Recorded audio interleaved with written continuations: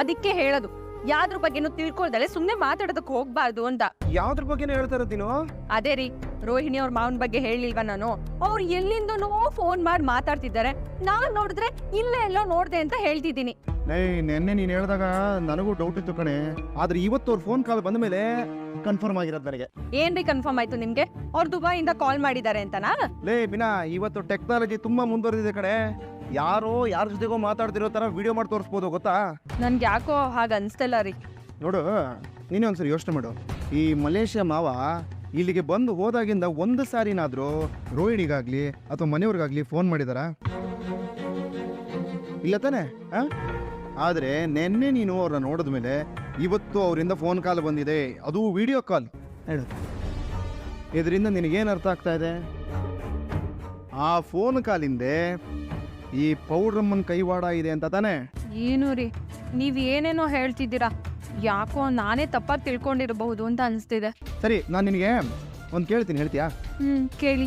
ಇವಾಗ ದಿನಕ್ಕೆ ನಿನ್ನ ಹತ್ರ ಎಷ್ಟೋ ಜನ ಬಂದು ಹೂ ತೊಗೊಂಡು ಹೋಗ್ತಾರೆ, ನೀನು ಹಂಗೆ ಎಷ್ಟೋ ಜನ ಹತ್ರ ಹೋಗಿ ಹೂ ಕೊಟ್ಟು ಬರ್ತೀಯಾ ಅಲ್ವಾ?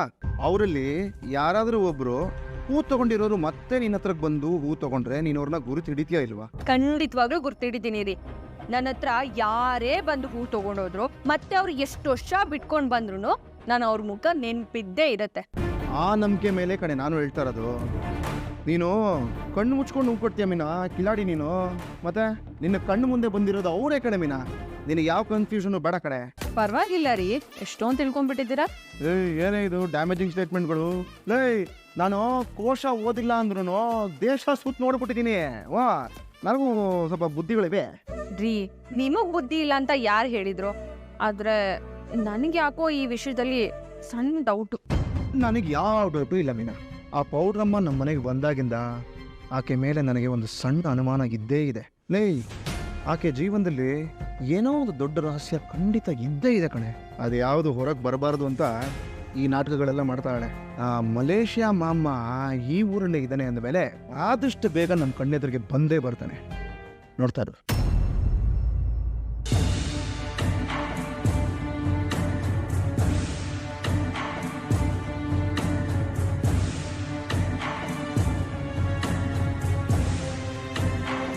ರೋಹಿಣಿ, ಹೇಳಿ ಮನೋಜ್. ಅದು ಹೇಗೆ ನಿಮ್ಮ ಮಾವ ಇವತ್ತು ಸಡನ್ ಆಗಿ ಕಾಲ್ ಮಾಡಿಬಿಟ್ಟಿದ್ದಾರೆ? ಅವ್ರು ಎಲ್ಲಿದ್ದಾರೆ, ಹೇಗಿದ್ದಾರೆ ಗೊತ್ತೇ ಇಲ್ಲ ಅಂತಿದ್ದೆ. ಅದು ಅಯ್ಯೋ, ನನಗೂ ಅವ್ರು ನಿನ್ನೆ ರಾತ್ರಿನೇ ಕಾಲ್ ಮಾಡಿದ್ದು ಮನೋಜ್. ಇವತ್ತು ವಿಡಿಯೋ ಕಾಲ್ ಮಾಡಿ ಮಾತಾಡಿದಾರೆ ಅಷ್ಟೇ. ಓಕೆ, ನಾವು ಬಿಸ್ನೆಸ್ನ ಶುರು ಮಾಡಿದ್ದು ಚಾಯ ಕೊಟ್ಟಿದ್ದ ದುಡ್ಡಲ್ಲಿ, ನಿಮ್ಮ ಮಾವ ನೋಡಿದ್ರೆ ನಿಮ್ಮ ಅಪ್ಪ ಕೊಟ್ಟಿದ್ದ ದುಡ್ಡಲ್ಲಿ ಅಂತಿದ್ದಾರೆ. ಮನೇಲಿ ಡೌಟ್ ಬರಬಾರ್ದು ಅಂತ ನಾನೇ ಹಾಗೆ ಹೇಳೋದಕ್ಕೆ ಹೇಳಿದೆ. ಇನ್ನೂ 5 ಲಕ್ಷ ಕಳ್ಸಿದೀನಿ ಅಂತ ಹೇಳಿದ್ರು.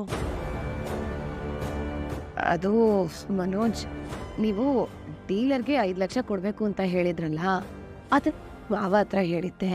ಅದಕ್ಕೆ ಅವರು ಎಸ್ ಕರೆಕ್ಟು, ನಾನೇ ಮರ್ತು ಹೋಗಿದ್ದೆ. ಈಗ ನಮ್ಮ ಹತ್ರ 9 ಲಕ್ಷ ದುಡ್ಡಿದೆ. ನಿಮ್ಮ ಮಾವ ಹೇಳೋದು ನೋಡಿದ್ರೆ ನಿಮ್ಮ ತಂದೆ ಆದಷ್ಟು ಬೇಗ ಜೈಲಿಂದ ರಿಲೀಸ್ ಆಗಿ ಬರ್ತಾರೆ. ರೋಹಿಣಿ, ಅವರು ನನ್ನ ಬಿಸ್ನೆಸ್ಗೆ ಇನ್ನೂ ಸ್ವಲ್ಪ ಜಾಸ್ತಿ ಹೆಲ್ಪ್ ಮಾಡ್ತಾರಲ್ವಾ? ಮನೋಜ್, ನಮ್ಮ ತಂದೆ ಯಾವಾಗ ರಿಲೀಸ್ ಆಗ್ತಾರೆ ಅನ್ನೋದು ನನಗೆ ಗೊತ್ತಿಲ್ಲ. ಅಯ್ಯೋ, ನಿಮ್ಮ ಮಾವನೇ ಹೇಳಿದ್ರಲ್ಲ ಈ ಮಂತಲ್ಲಿ ರಿಲೀಸ್ ಆಗ್ಬೋದು ಅಂತ. ಅವರು ರಿಲೀಸ್ ಆದಮೇಲೆ ಮಲೇಷ್ಯಾದಲ್ಲಿ ಒಂದು ದೊಡ್ಡ ಅಂಗಡಿನ ಓಪನ್ ಮಾಡಿ ಅಲ್ಲೇ ಚುಮ್ ಅಂತ ಸೆಟ್ಲ್ ಆಗ್ಬಿಡೋಣ, ಏನಂತೀಯ? ನಾನು ಪಾರ್ಲರ್ ಹೊರಡ್ತೀನಿ, ಬಾಯ್. ಸರಿ, ಹುಷಾರು. Malaysia, as soon possible I'll become a Malaysia Manoj.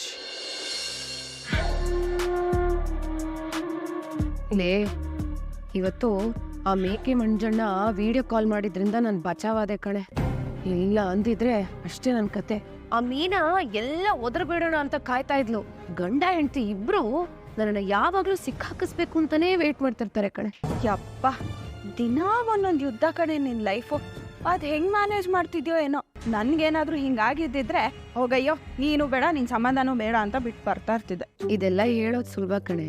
ಒಂಟಿತನ, ಏಕಾಂಗಿ ಹೋರಾಟ, ಇದ್ರ ಸಂಕಟ ನಿನಗೇನು ಅರ್ಥ ಆಗಿಲ್ಲ ಬಿಡು. ಸಾವಿರಾರು ಆಸೆಗಳನ್ನ ಇಟ್ಕೊಂಡು ಬೆಳೆದವಳು ಕಣೆ ನಾನು. ನಮ್ಮಮ್ಮ ಮಾಡಿದ ತಪ್ಪಿಗೆ ನನ್ನ ಆಸೆಗಳನ್ನ ಬಲಿ ಕೊಡೋದಕ್ಕೆ ಆಗ್ತಿರ್ಲಿಲ್ಲ ಅಷ್ಟೆ.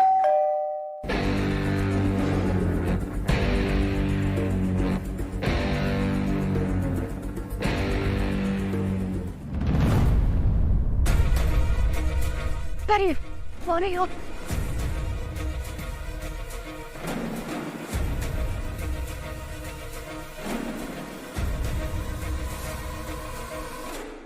ನೀವ್ ಯಾಕೆ ಈಗ ಅವಾಗ ಕಾಣಿಸ್ಕೊತಿರ್ತೀರಾ? ಎಲ್ಲೋ ಓಡಾಡ್ಬೇಡಿ ಅಂತ ಹೇಳಿದ್ವಿ ತಾನೆ. ಒಂದು ಕೆಲಸ ಮಾಡವ, ನಾನು 50 ಲಕ್ಷ ರೂಪಾಯಿ ಕೊಟ್ಬಿಡ್ತೀನಿ, ಒಂದೇ ಕೊನೆಯಲ್ಲಿ ಇರಬೇಕು. ಇರ್ತೀರಾ? ಮನುಷ್ಯ ಸ್ವತಂತ್ರವಾಗಿರ್ಬೇಕು ಕಣವ. ಸರಿ, ಅದೆಲ್ಲ ಬಿಡು. ಮನೇಲಿ ಈಗ ಏನು ಸಮಸ್ಯೆ ಇಲ್ಲ ತಾನೇ? ಸದ್ಯಕ್ಕೇನು ಸಮಸ್ಯೆ ಇಲ್ಲ. ನೀವು ಫೋನ್ ಮಾಡಿದ್ದು ಒಳ್ಳೇದೇ ಆಗಿದೆ. ಸರಿನಮ್ಮ, ನಿನ್ಗೆ ಒಳ್ಳೇದಾದ್ರೆ ನನಗೆ ಅದೇ ಸಾಕು. ನಾನು ಹೊರಡ್ತೀನಿ ಕಣಮ್ಮ.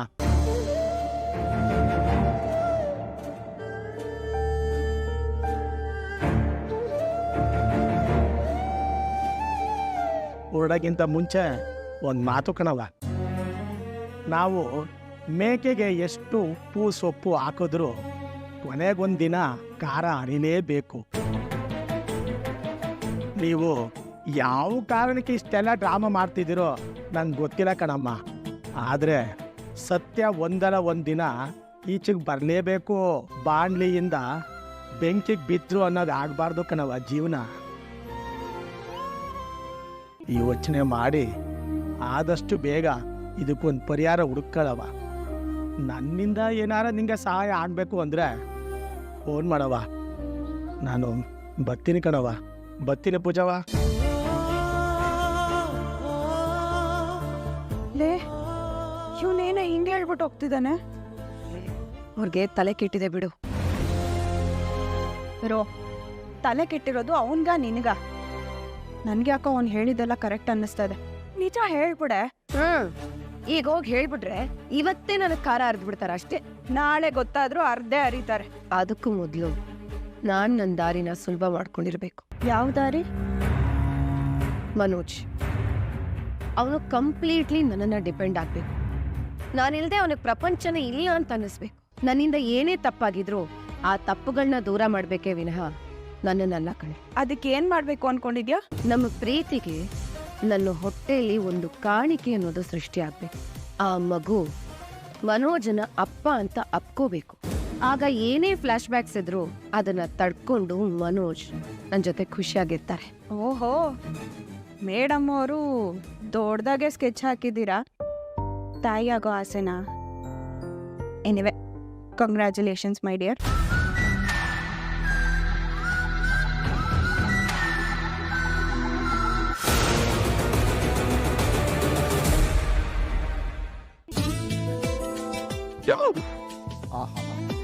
ಏನಾದರೂ ಆಪ್ಷನ್ ಇದ್ದಿದ್ರೆ ಫೋನ್ ಒಳಗಡೆನೆ ಹೋಗ್ಬಿಡ್ತಾ ಇದ್ದೆ ಅನ್ಸುತ್ತೆ. ಆಪ್ಷನ್ ಇದ್ದಿದ್ರೆ ನಿನ್ನೂ ಒಳಗೆ ಕರ್ಕೊಂಡು ಹೊಟ್ಟೋಗ್ಬಿಡ್ತಿದ್ದೆ. ಬೇಬಿ, ಈ ವಿಡಿಯೋ ನೋಡು. ಗಂಡ ಹೆಂಡತಿನ ಎತ್ಕೊಂಡು 3 ಕಿಲೋಮೀಟರ್ ವಾಕ್ ಮಾಡಿದ್ದಾರೆ. ಏನೋ ಅರ್ಕೆ ಹೊತ್ಕೊಂಡಿರ್ಬೇಕು, ಅಥವಾ ಪಾಪ ಅವಳ ನಡೆಯಕ್ಕಾಗಲ್ಲ ಅನ್ಸುತ್ತೆ. ಹಾಗೆಲ್ಲ ಏನೂ ಇಲ್ಲ. ಇದು ಗಂಡ ಅವನ ಹೆಂಡತಿಗೋಸ್ಕರ ಪ್ರೀತಿ ತೋರಿಸ್ತಿರೋ ರೀತಿ. ಇಂಥ ಎಡವಟ್ಗಳಿಂದಾನೆ ದೇಶನೇ ಹಾಳಾಗ್ತಾ ಇರೋದು. ಇವ್ರ ಶೋಕಿಯಿಂದ ಪಾಪ ಬಡಪಾಯಿ ಹುಡುಗರು ಬಲಿ ಆಗ್ತಾ ಇದಾರೆ. ಮದ್ವೆಕ್ಕಿಂತ ಮುಂಚೆ ಹುಡುಗಿನ ಪಟಾಯಿಸೋಕೋಸ್ಕರ ಏನೆಲ್ಲ ಮಾಡ್ತೀರಾ ನೀವು? ಹಾ, ಅದೇ ಮದ್ವೆ ಆದ್ಮೇಲೆ ಒಂದ್ ಐ ಲವ್ ಯು ಕೂಡ ಹೇಳಕ್ಕಾಗಲ್ಲ ಅಲ್ವಾ ನಿಮ್ಗೆ? ನಾನ್ ಮಾತಾಡ್ತಾನೇ ಇದ್ದೀನಿ, ನೀನ್ ರೆಸ್ಪಾಂಡ್ ಕೂಡ ಮಾಡ್ದೆ ಹಾಗೆ ಹೋಗ್ತಿದ್ಯಲ್ಲ. ಇನ್ನೇನು ನೀನ್ ಫೈಟಿಂಗ್ ಮೋಡ್ ಸ್ವಿಚ್ ಆನ್ ಮಾಡಿದ್ಯಾ? ಹಿಂಗ್ ನಾನು ಸೈಲೆಂಟ್ ಆಗಿರೋದೇ ತಾನೇ ಸೊಲ್ಯೂಷನ್. ರವಿ, ನಾನ್ ಸೀರಿಯಸ್ ಆಗಿ ಹೇಳ್ತಾ ಇದ್ದೀನಿ. ಆ ಗಂಡ ಹೆಂಡತಿನ ಎತ್ಕೊಂಡು ಹೋಗ್ಬೇಕಾದ್ರೆ ಆ ವೈಫ್ ಮುಖದಲ್ಲಿ ಎಷ್ಟು ಖುಷಿ ಇರುತ್ತೆ. ಆ ಖುಷಿ ನೀನ್ ನನಗ್ ಕೊಡಲ್ವಾ? ಶ್ರುತಿ, ಪ್ಲೀಸ್ ನನ್ನ ಬಿಟ್ಬಿಡು. ಯಪ್ಪ, ಸುಬ್ರಹ್ಮಣ್ಯ ಸ್ವಾಮಿ ತರ 3 ಲೋಕ ಸುತ್ತು ಅಂತ ನಾನೇನ್ ಹೇಳ್ತಿಲ್ಲ. ಅಟ್ಲೀಸ್ಟ್ ಗಣೇಶನ್ ತರ ನಿಂತ ಜಾಗದಲ್ಲಿ ಒಂದ್ 3 ರೌಂಡ್ ಸುತ್ತಬೋದಲ್ವಾ? ನೀನು ಆ ವಿಡಿಯೋ ತೋರ್ದಾಗೆ ಅನ್ಕೊಂಡೆ ಈ ಥರದ್ದೇನೋ ಪ್ಲಾನ್ ಮಾಡಿರ್ತೀಯಾ ಅಂತ. ಶ್ರುತಿ, ನಾನು ಇವಾಗ ಕೊನೆ ಕೆಲಸ ಮುಗಿಸ್ಕೊಂಡು ಬಂದಿದ್ದೀನಿ, ಸುಸ್ತಾಗಿದ್ದೀನಿ, ಪ್ಲೀಸ್ ಬಿಟ್ಬಿಡು. ನಿನ್ ಕೈಯಲ್ಲಿ ಆಗಲ್ಲ ಅಲ್ವಾ? ಶಕ್ತಿ ಇಲ್ಲ ಅಂತ ಒಪ್ಕೊ. ನಿನಗ್ ನನ್ನ ಮೇಲೆ ಪ್ರೀತಿ ಇದ್ದಿದ್ರೆ ನೀನ್ ನನ್ನ ಕಟ್ಟಿದ ಎತ್ಕೋತಿದ್ದೆ ರವಿ.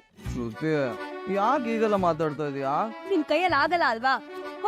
ಹೋಗಿ ಆರಾಮಾಗಿ ರೆಸ್ಟ್ ಮಾಡು ರವಿ. ನನ್ನ ಕೈಯಲ್ಲಿ ಆಗಲ್ಲ ಅಂತ ಹೇಳಿಲ್ಲ, ಆದ್ರೆ ನೀನ್ ಯಾಕೆ ಆಗಾಗ ನನ್ನ ಪ್ರೀತಿನ ಹಿಂಗ್ ಪರೀಕ್ಷೆ ಮಾಡ್ತಾ ಇರೋದು? ಮಾಡ್ಬೇಕು ರವಿ, ಅವಾಗ ಅಪ್ಡೇಟ್ ಮಾಡ್ತಾ ಇರ್ಬೇಕು ವರ್ಷನ್ಸ್ನ. ಓಕೆ.